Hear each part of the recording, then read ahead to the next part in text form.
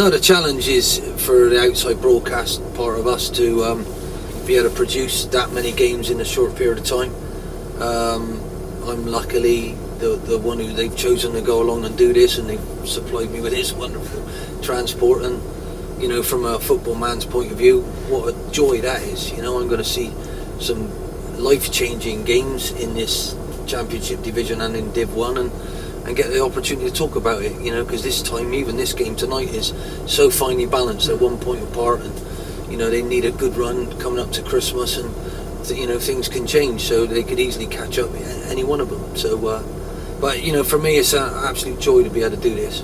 And a massive team behind you as well. We went behind the scenes last year with Sky.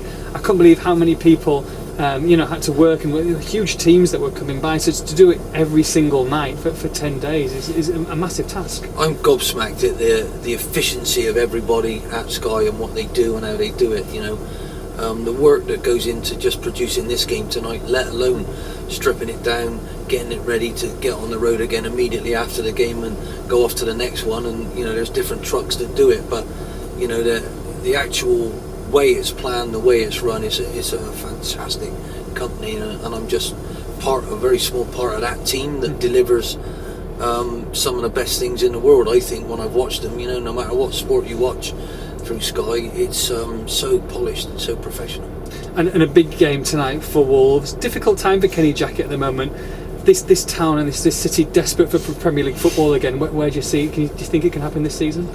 Well, I don't think it's just this town or this football club or just Kenny Jackett. I think it's the way the Championship is with some of the teams that have gone up recently.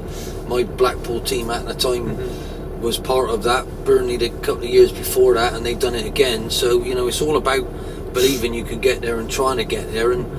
But the truth is, not everybody can. The ones who come down have got a bigger advantage because they've got the money.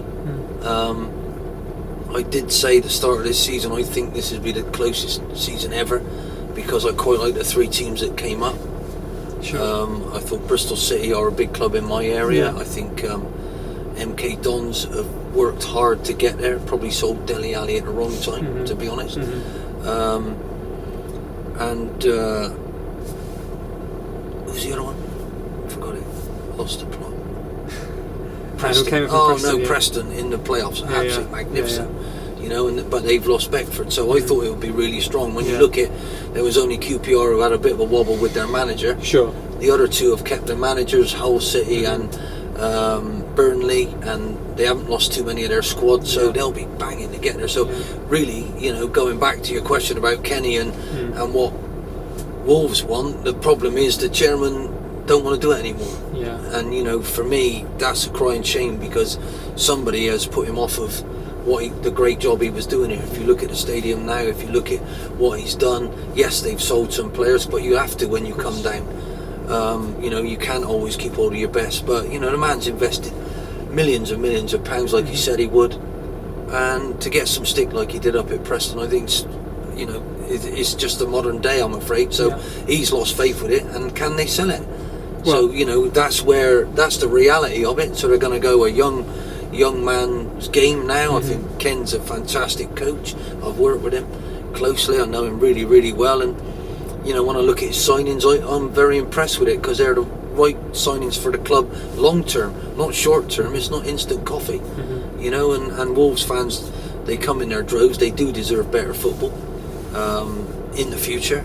Premier League football, that's what everybody wants, but you have to build your club right, and I can see Ken's doing that. So for me, the word really should be patience, but do you get that in football anymore? I don't think so. I think that's a thing of the past. And especially in West Midlands football in general, with Villa up for sale and Albion and Birmingham, it's such a hotbed of football. It's such a shame that all these clubs are up for new ownership. Well, not being funny, I think I'm going to say adrenaline, but how football is loved in this part of the world is so immense, so strong. Maybe they're realising I don't know if we can do that on our own. There was a very interesting article by Steve Parish in a paper the other day, which I read from start to finish, which he thinks that they can keep building, but he's not doing it himself. He's trying to get other people in, with bigger bigger and bigger wedges of money, and you know, as long as you get that run correctly, it looks like it's a secret to success, you know. And maybe the Midlands is crying out for somebody, you know. Leicester are grabbing all the things now in a minute, you know, but they've got a massive new owners. Sure. You know? So, you know, I can understand the fever pitch of supporters, but sometimes you've got to stop and be realistic. Absolutely. And from your point of view, how are you enjoying being in front of the camera now rather than, you know, in the dugouts? It still takes some getting used to. I think, you know, 19 years as a manager is definitely earned my stripes, really, and you know, but I'm enjoying a new challenge. You know, I really looked at this summer. I didn't really want to go back in, you know, after what happened at Millwall for a while, and luckily for me, I did 1 or 2 games on the radio in different places at the end of last year, and Sky came calling. So, you know, and I like what they said, and I like feeling wanted, and you know, I promised them I'd do it for a year, and that's what I'm doing, and I'm loving every minute of it, to be honest. But I still can't understand it. Who would want this fate? I think it's like one of these directors who's producers who's picking a film. Sort of, who are we going to have? You know, you get all these beautiful people and you stick a Gollum in there. Do you know what I mean? I'm just for the right balance, I think. But you're getting better with age. That's why you see, like fine wine.